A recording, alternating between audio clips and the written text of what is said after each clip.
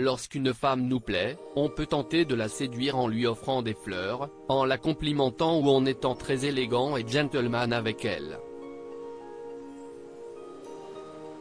Pour Yann Moix, l'art de la séduction ne rentre pas, du tout, dans ces critères. Chroniqueur sur le plateau de Laurent Ruquier en 2018, l'auteur avait eu la surprise d'avoir en face de lui Nicole Calfan pour sa dernière dans l'émission de France 2. Une femme que l'écrivain a longtemps idolâtrée au point même qu'elle lui a provoqué des envies. Pour le moins sauvage.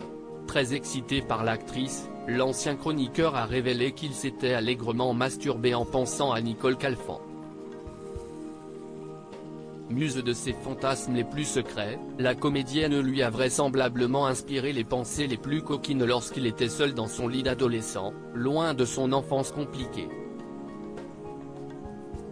Assis face à l'actrice pour son dernier jour en tant que chroniqueur sur France 2, l'auteur s'est ainsi fait taquiner par Laurent Ruquier qui lui a soufflé « Si est un peu votre pot de départ, et on a effectivement installé à côté de vous cette actrice que vous vénérez depuis des années. Si est un peu un cadeau de départ d'avoir Nicole Calfan à côté de Yann Moix.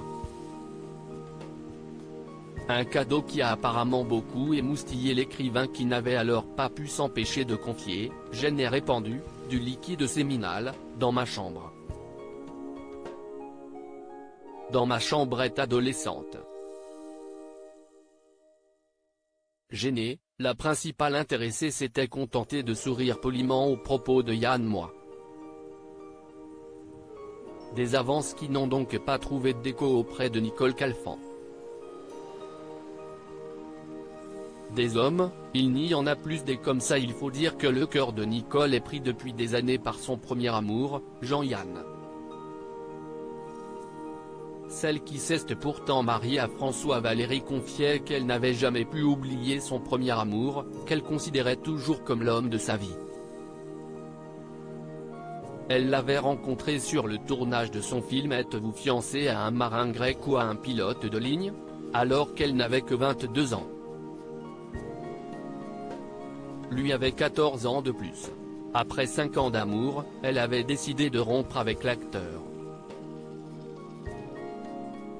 Une décision dont il ne s'est jamais remis, et elle non plus.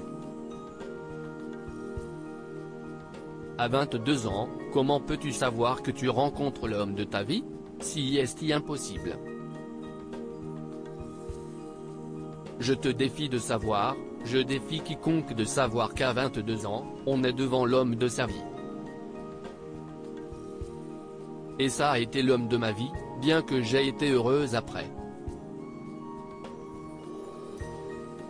Je vis avec mon passé, je suis quelqu'un d'assez nostalgique et mélancolique. Je serai, pardon Sophie Garel, note de la rédaction, sa première épouse, l'éternelle fiancée de Jean-Yann. Des hommes, il n'y en a plus des comme ça, avait-elle confié sur le plateau de l'émission On n'est pas couché en 2015.